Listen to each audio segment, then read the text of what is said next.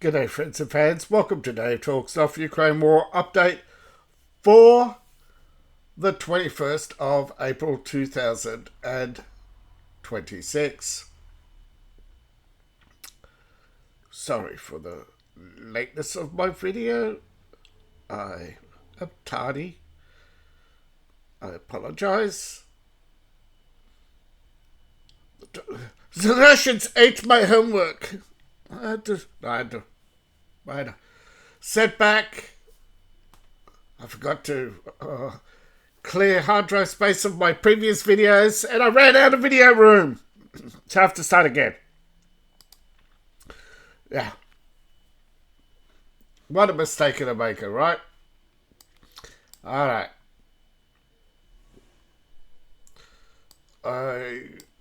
Looking around the map, we have various drone strikes. We have combat on the buffer zone. We have heavy fighting in the north today. It has been confirmed Russia has made advances and put more troops into the retaking of Kupiansk. And they acknowledge they lost a little bit of territory, but there's a dispute. They're saying that, the Ukrainians claim Russia's lost 448 kilometers or something, and Russia claims they've gained territory. Well, look, they have gained territory here and there. There's no doubt. So Ukraine is claiming Russia's lost territory. That's real cope. Okay, we can see on their own maps. This is Ukraine's map, by the way, not the Russian map. The Russian map's over on Sputnik. You can see where they've gained territory, and you can see where they're here at Morova, where they've made not many significant gains, but there are some errors on the map. If you look anywhere else, this is here, going on here. This battle, this is...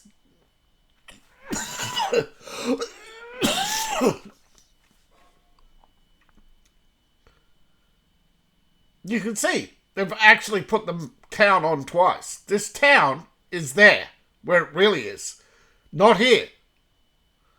It's not here. The battle in Novovia is here where Novovia is, not here where there's a little bit of forestry. This is just something they've added on. See how they've grayed it out. Not saying there isn't something there, or probably was, but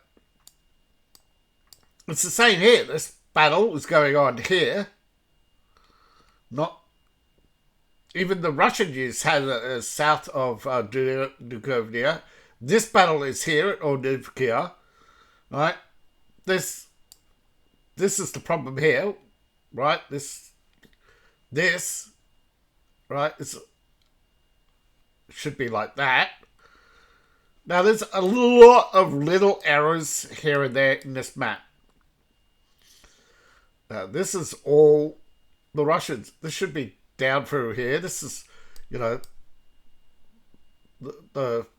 Russians could take this at any time if they really wanted to, but they are strategic in that they want to keep lots of Ukrainian troops bogged down and bored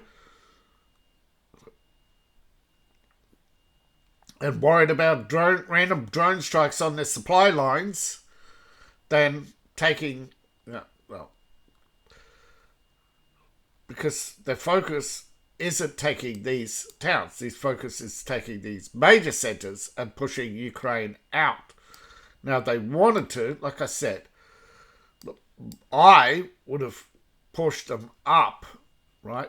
Pushed through here and up and cut them off, right? Just have a line, hold, use thrusting armies in big thrusts. 1, 2, 3, 4. Right? And use the other two just to hold the line. And then start rotating them. So you're constantly doing this, and you just have your... But it's It's so broken up, and that's because Ukraine, despite its large size, technically it does outnumber the Russians on everything but artillery. Now the Russians are, Russians can outnumber them on air power if they wanted to, and they could outnumber them on allocated missiles and drones if they wanted to. But because of the threat of a war from Europe, they are withholding a lot, including tanks. They're even selling tanks, though they don't have many client states left. Technically, though, there's still some. They haven't sold much to China lately, and that has been their biggest problem. Is that their largest client is building most of their own equipment. China only bought Russian equipment to steal the technology, and now they have to compete with their own former business partner. But you can see here where they've made advances, and they have made more advances here in the Seversk area. Now, they've made more advances in the what used to be called the Frozen Front. You can see they've made some advances here. And we don't know how much of this is just build-up. Here's where there's still parts of it haven't unmoved. If we go around, there are only small territorial gains. Again, where they're launching and relaunching attacks. I mean, that's the way it goes. It's not Call of Duty, okay? Men can only fight for so long. They can only take, you got wounded, you got meals, you got ammunition. So there's sporadic fights throughout the day. They don't have large squads to throw at each other day in, day out. They're very conservative with their combat. And Ukraine is even more conservative with its counterattacks, because that's why Russia is holding back so many men, is not so much the I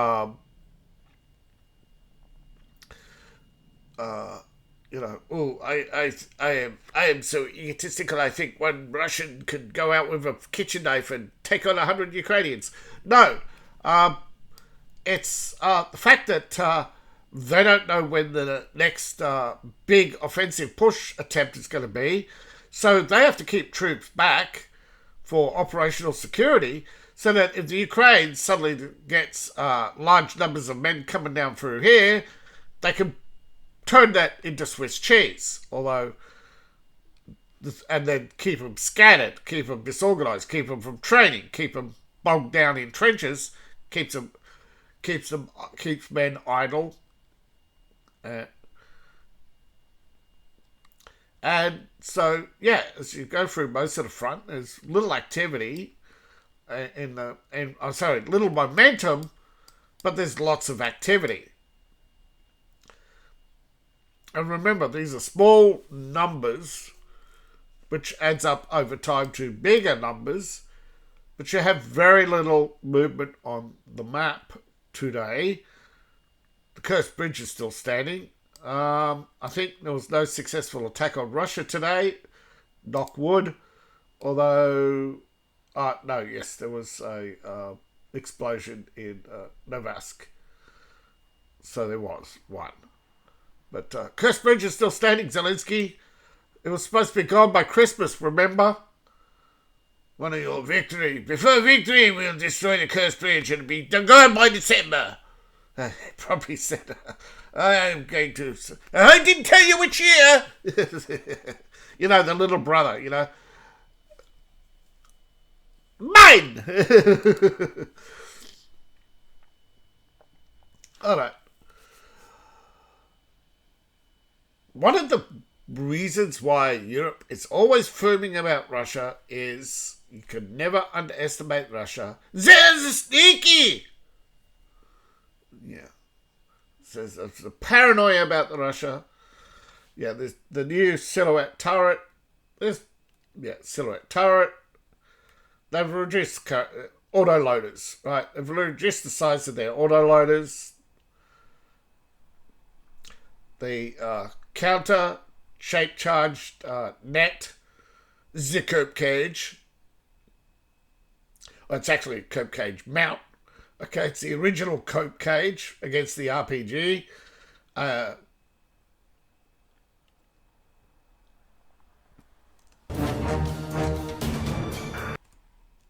this is the 125 millimeter smoothbore. It's German technology at its best. Look at the new Panzer V. Yeah, a lot of Russian technology is still and design philosophies do come out of World War II.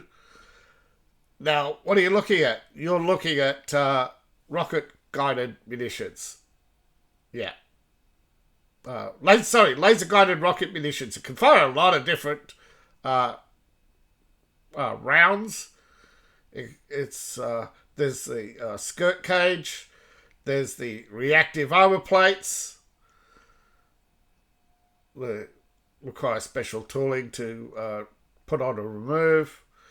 So I do not like the Putin has decided I don't like what you're saying. Yes. Well, there isn't much to it. What was initially a export program, they have turned into a domestic program. The T90MS outperformed previous models, including the T90T Terminator. Is just have shifted from using the T90 chassis for the Terminator to the BR. They use the same armor though on the BLTR. Just call it the bloody tractor, because that's what it is.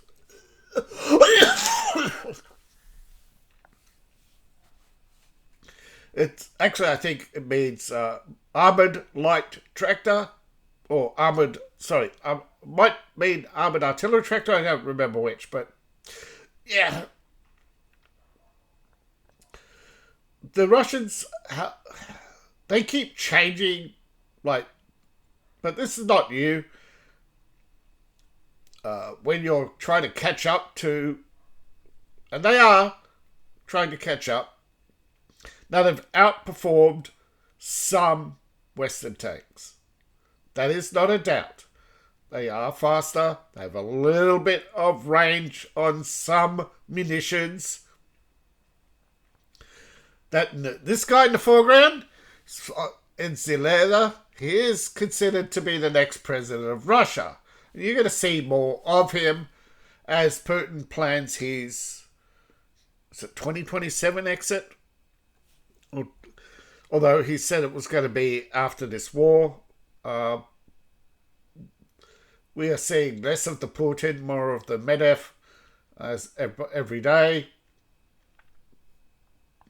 But he doesn't deal direct. He is head of the Security Council. He used to be president when Putin took time off for personal reasons. Oh, wait, there was constitution. He couldn't run again. And they changed the constitution so he could.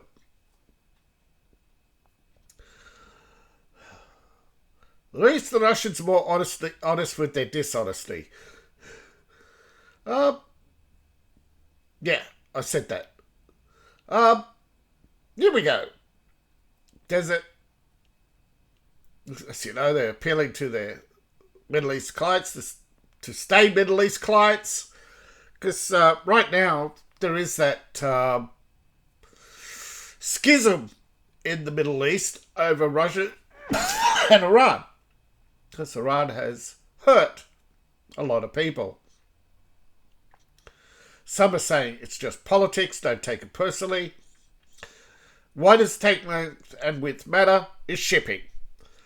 As you know, particularly with the Middle East, they want to know that all their tank emplacements, if they buy a tank, it's going to fit in their current tank emplacements. Because they've spent billions on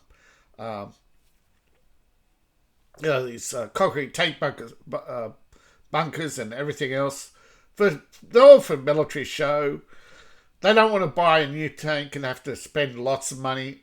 They just want the military show, the prestige. And trust me, when you're in North Korea, there aren't that many people who go out and buy their daughter a tank. Isn't that right, Kim Il-jung? And yeah, Kim Il-jung bought a T-90 for his daughter. What a...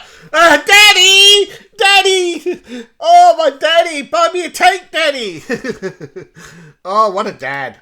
I don't care who you are. Who wouldn't want... could you imagine? Son, let's go hunting in a new tank. Booyah! Horsepower of the engine, everything, again, it is a top tier. You can look it up, Janes and everyone else. That 48 metric, I believe, which is around 47. Yeah. Yeah, it's just on the heavy side. It's below 60, which is a requirement these days, particularly with India for shipping.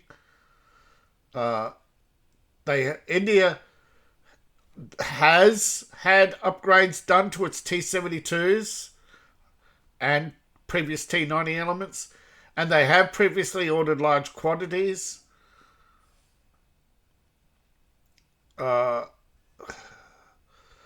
And they've had a few Middle Eastern buys. That's about it.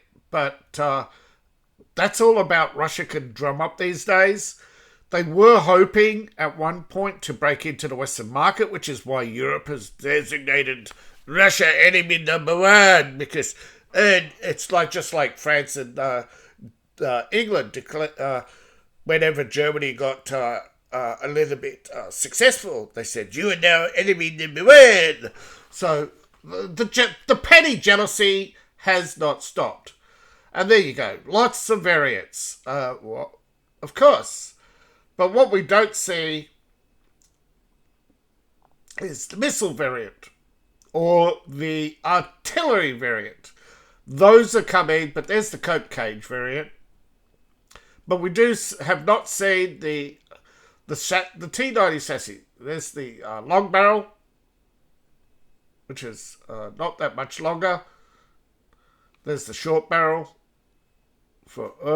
So they have undergone various, but allegedly they have a missile variant and a artillery variant, or self-propelled gun.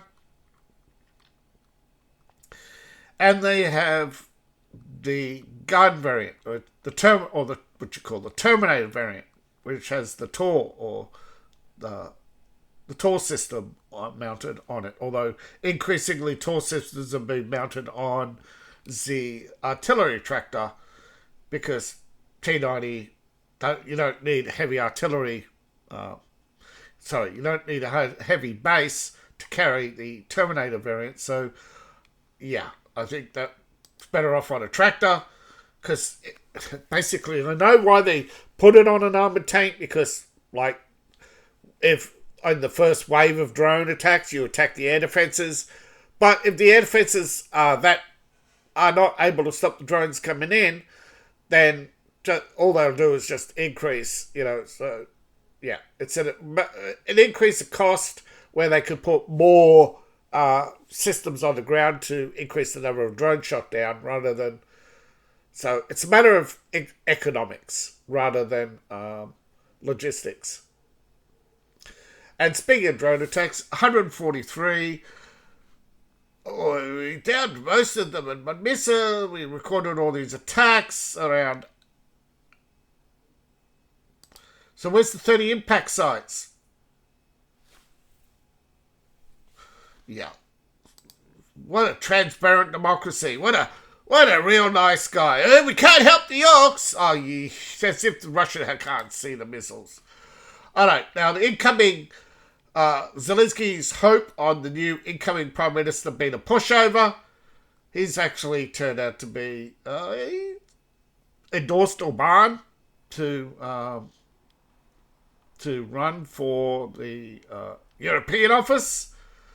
So says he's working with Orbán for the transfer of power, peaceful transfer of power. There's been no clashes. There's been no accusations. He's urging calm and restraint. And he told Zelensky to his face to reopen the Douma oil pipeline when Zelensky asked about the Orange Bank funds. So he said, well, where's our oil, monsieur? No, this is, yeah. Famously, if you don't know, the French, whenever they engaged in tit-for-tat politics during the 50s and 60s, Mitterrand would always ask the Arabs, but where is our oil? You know, the Arabs have long been, you think the Persian Gulf conflict today is new? Ask any Gen Zer. They go back to the energy crisis, man, where the entire world withheld oil from the West because of their support for Israel. And look how it turned out for the Arabs. You know, the Arabs have realised that fighting the West is counterproductive, and is eventually, and people are they're in a panic. People are leaving Islam. That's why Iran is in a panic. People won't come to the mosque. What do we do? Let's fire an American tanker. What, are you crazy? They'll nuke us. No, wait. An Israeli flagged the tanker. Oh, yeah, that's okay. That's an acceptable war. There's enough people who hate Israel. It's like Ukraine would have never fired on Donetsk. The Russians... the Russian peace delegation in Donetsk, if Russia was still considered a superpower, if Europe said was going to go, no, we will not support you. No, the big brave 500 million Europeans are scared of 140 million nations. Oh, boogeyman.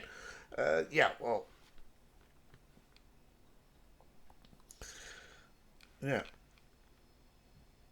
And they need the 340 million Americans to help us against the Russians. What about the rape gangs? No such thing. So, just this is all performance, okay? But at least we have a decent. A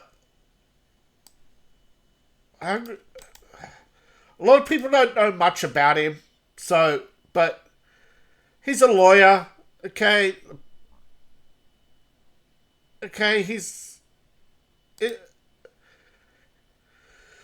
served time previously. He's expected to become the next Prime Minister. Like, there doesn't seem to be any impediment to his ascension to office. After the election victory, they have to, and it's not the first time, right, but they secured enough votes to now have a super majority of seats. How he's pro-European and he's a centre right. Okay, he's centre right. He's not said anything lately that indicates whether or not he has Trump derangement. He's opposed Orbán on a few things, not many. He has taken parts in demonstrations in the past about a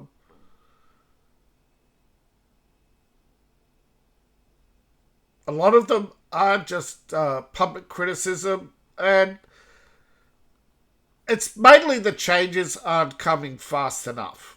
He thinks he can deliver, and he is. He's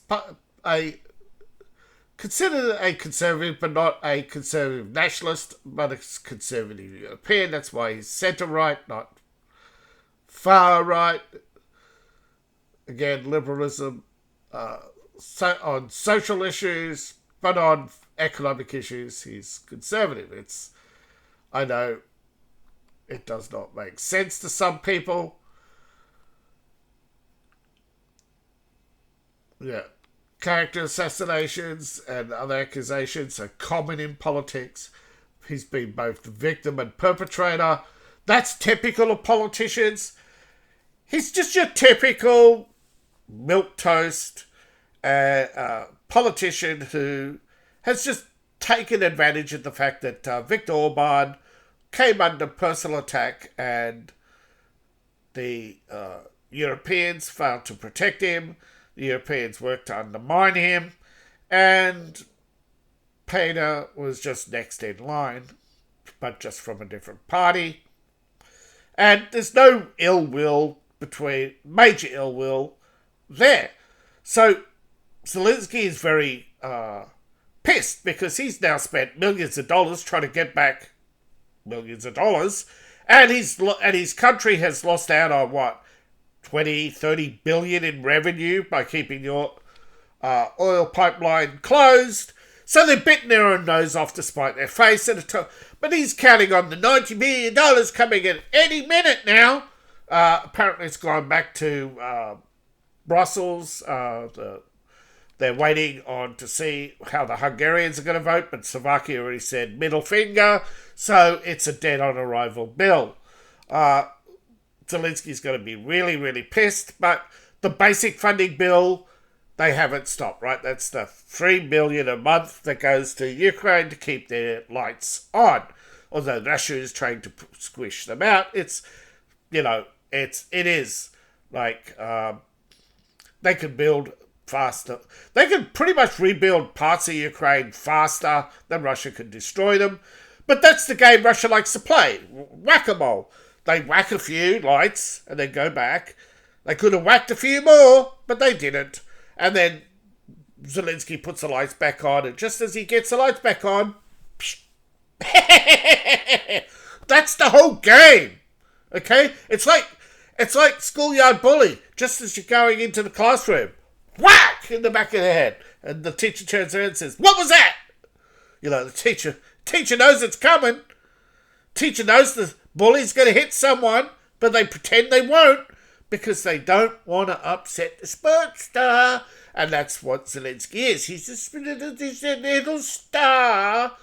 But as soon as that star fades, any minute now, although it could go on for another year, that privilege he has is going out the window.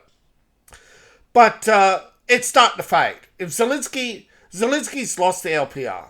Okay, the battle, according to the new, actually he's not new. They rotate the. They have 6 armies, and the heads they rotate. Right, they have offensive and defensive management on the Security Council, which is headed by Medvedev. Okay, this is Medvedev's war. Putin is just like the overall. I took your leash off. Good eagle. Go.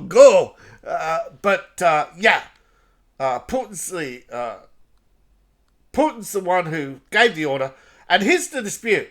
Did Russia gain 1,700 square kilometers, or did they lose approximately 480? Well, you can see the map.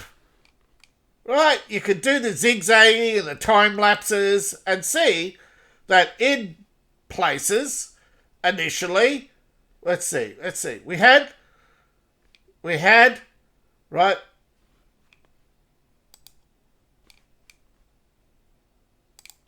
since January, we'll go January 1st,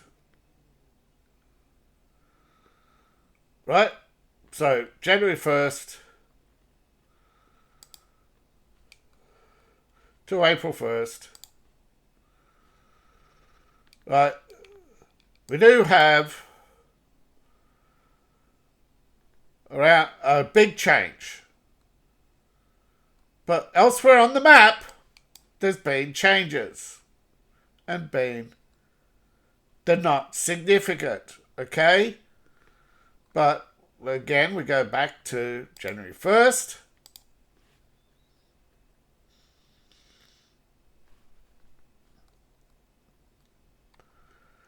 To April 30th. Yeah, you could see, right? Again, April 1st.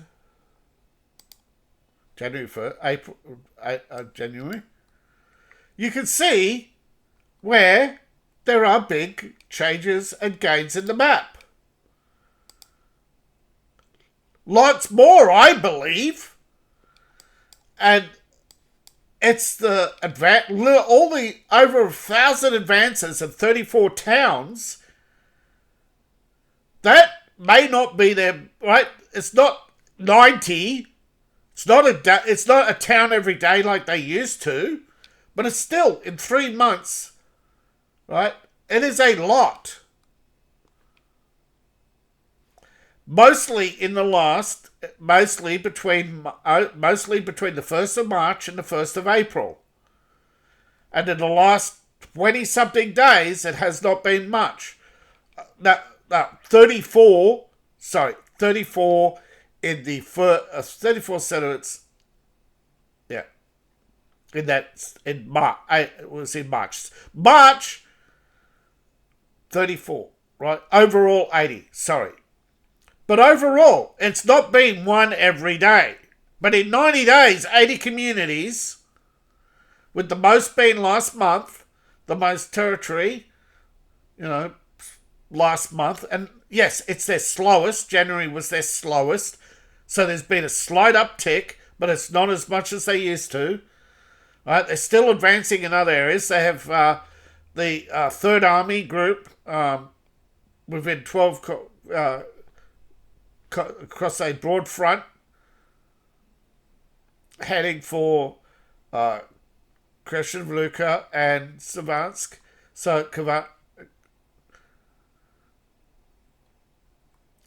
In Kremensk, the Russians cut a lot of the names short on the Ukraine map. So they are engaged. Each army is engaged in multiple fronts, multiple battles on multiple fronts, and they're expecting to take. They've almost taken Harini. They're expecting to retake Kupiansk within a month. They're expected to close the loop. The empty area in Seversk. They're expecting to close the loop, encircle thousands of Ukrainians, and force surrender there, or just basically hold them there. See it.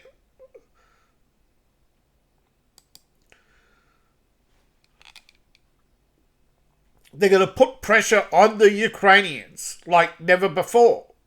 This is going to be, and as I said, how many times have I told you? It will go bloody. Russians are sore losers.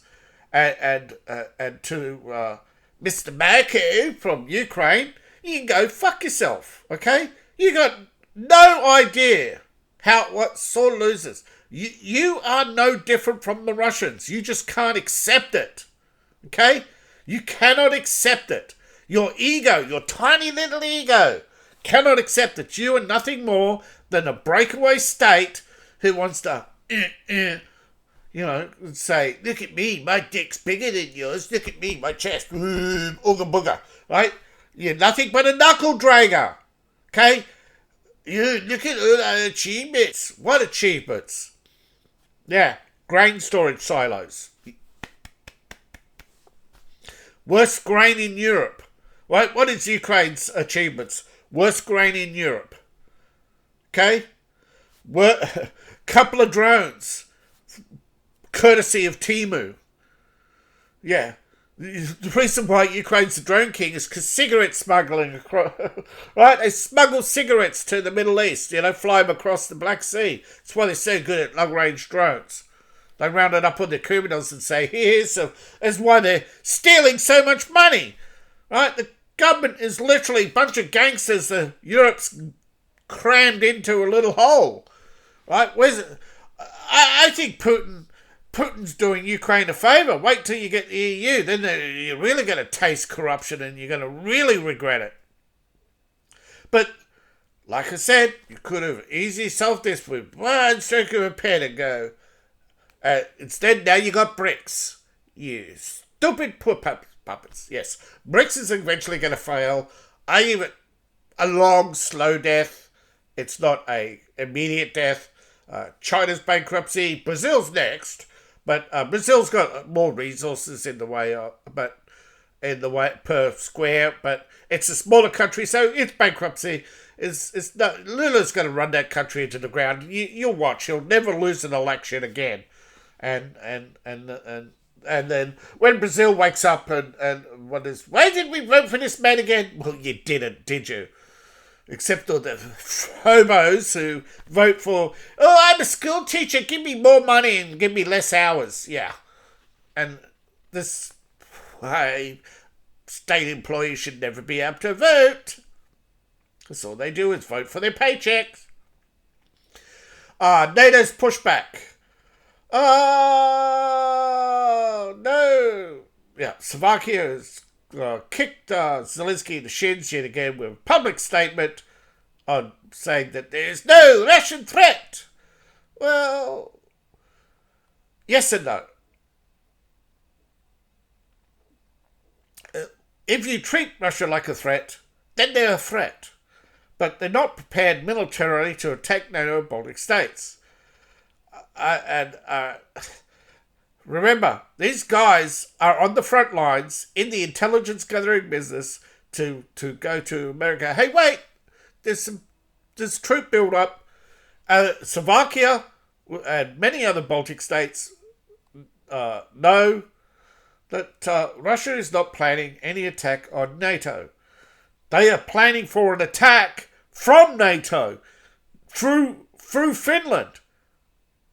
They're expecting a rogue operator within the next 3 to 6 months to fire some more drones towards Moscow or the Russian naval base and blame it on Ukraine to trigger Article whatever it is that, look, Russia attacked us because drones going off on both sides. To the general public, it would look like there's an exchange, a war going on. And it's a rogue operative, right? Trained in Norway, attacked some Russian tankers in the Baltic. That didn't trigger anything. The Russian FSB already seized one of the operatives, probably had a polite conversation, and Russia will respond if, NATO news, right? This is what it is. Now, I am of the opinion, right, the nuclear deterrent should be exactly that. But the nuclear deterrent has to actually have a if the nuclear deterrent becomes toothless, then I would start to say. But Russia does not have the manpower, right? Remember, European population, right? Russia's population took a huge toll from World War II, and so did Europe's. So they don't have the ability to launch a land army. They don't have big, wide open spaces to camp armies. They can't cut off. Communities because of aircraft and air power. And even if they got halfway through Europe, they still have to deal with the fact that US carriers can sit off the coast and go day in, day out with their feet up on the deck, just blasting them, and the Russians will get nowhere near them because. And eventually it's like the Taiwan Strait situation. Why spend $1 trillion to take a multi-trillion-dollar economy that's only going to be bombed into a $1 million economy and then take you 100 years to recover back to $1 trillion economy? Yeah, it does not make economic or political sense. They already have struggled with the land. They already have struggled with land management now, border management. They have major issues politically and economically. They're only securing the DPR because they need to secure their flank from aggression. Because Europe spent 11 years building up an army in Ukraine. The Rearm Europe program is a defence spending is a speculation of looming Russian aggression. No, Russia's been building up because of looming Chinese aggression, but nobody wants to pay attention to that. They say, oh, they're allies. No, they're bedfellows of convenience. All the BRICS hate each other, right? South Africa hates all of you, right? They took the Africans took the Russian foreign minister to a kill-the-board alley and said, oh, when they say you're next, they don't mean you. I swear, they had to backtrack, right? Showing Russia that the kill-the-board movement was just about the colonizers. But what about the Russians? No, we're your friends. And they were and the Chinese foreign minister was there, and they're telling the Chinese to get out or you're next. So the Russians know that the writing's on the wall, that BRICS is a farce. That Mandela's dream was not a rainbow coalition, but a slaughter. Well, what do you expect when you give a psychopath power? A flop. Yeah. Things are falling apart for Operations Cheap and Shoddy. That is Ukraine. Operation Ukraine is a failure. Comedian turned politician is well aware that he has delivered a lackluster performance, and his excuse of Russian aggression is running thin. Everybody knows now that that Zelensky, when he came to office, deliberately provoked war because he could not fix the long-standing corruption in Ukraine, because it was his boss, his backers, his everybody in Parliament, every piggy. Right, this is the problem. Every piggy. Right, when you have such systemic corruption,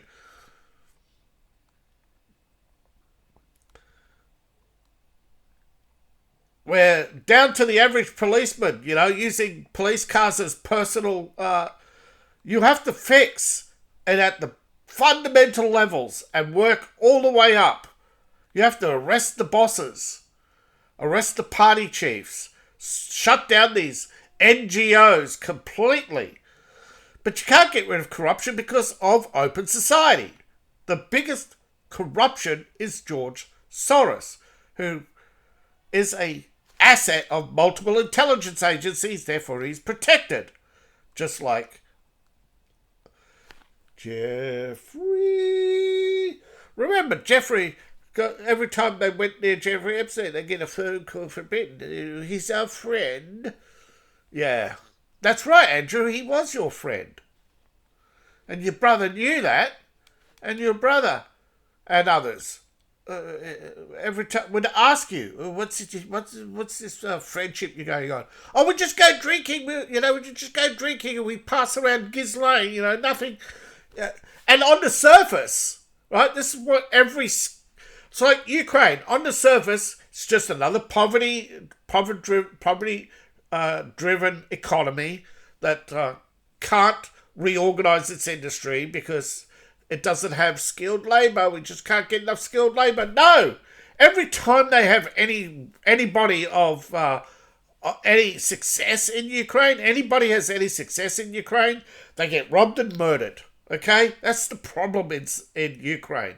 Okay? Anybody who's successful gets robbed and murdered. Right? And the only way to cure that society, right, that level of arrogance, is basically burn it out, like America did with the Wild West. Just burn it out, right? Put them all in jail and keep them there. 10 years hard labour just for crossing the street? Heck yeah, right? Pete, some of these people have hundreds of crimes behind them.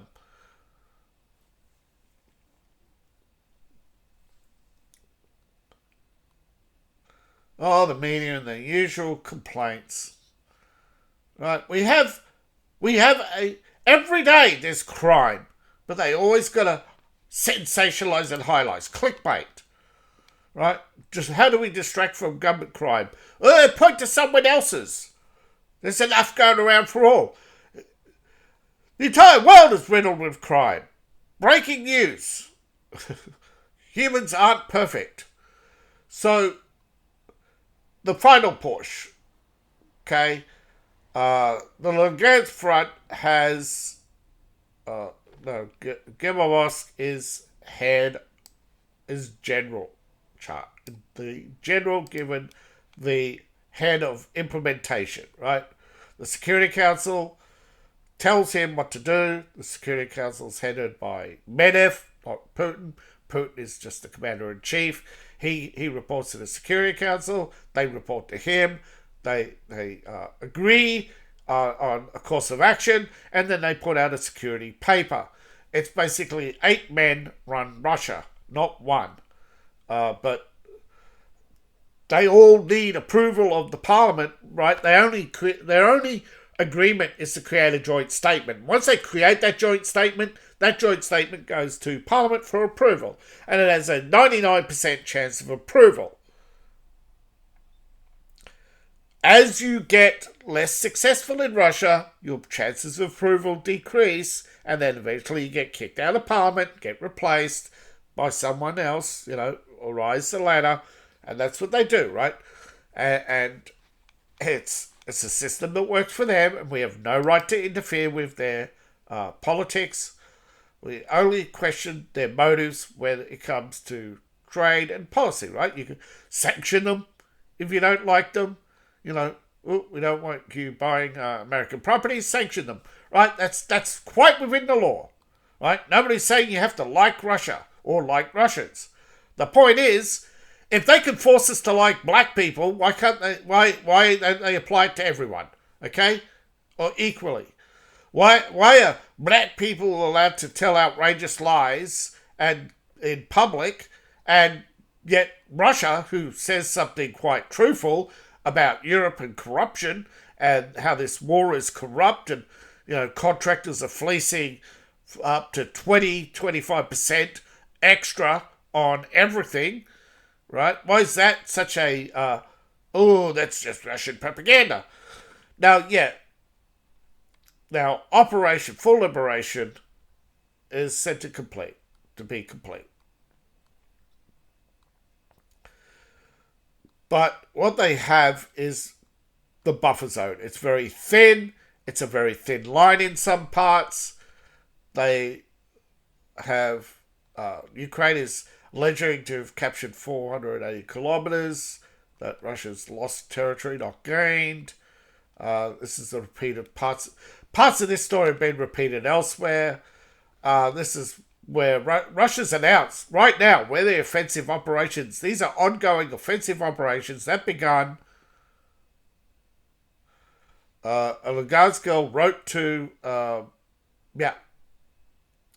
would, people of Lugansk, write letters to America every day, publicly, in English, every day. Tell your story about the death toll the hands of Ukrainians. Reach out. You'll not get another chance. Your time in the sun is fading. Once this war is over, you'll become the world's forgotten, like the Darfur. Wow. Russia's just opened up with a huge drone attack. This is the supply line and supply chain. So I said, hey, where's all the drone attack? And there it is. Huge drone attack taking out power. We'll see if it's there tomorrow. Wow. The map is updating. But we'll leave it. It'll take about an hour to update. I'm not going to wait. So thank you all for watching. Please like, share, and subscribe. Please support the channel. Check out my links in the description below, where you can support me on Ko-Fi, Patreon, buy my books, buy my merch. Appreciate each and every one of you. So remember, the dark magic of the coffee. See you in the next one. Bye for now.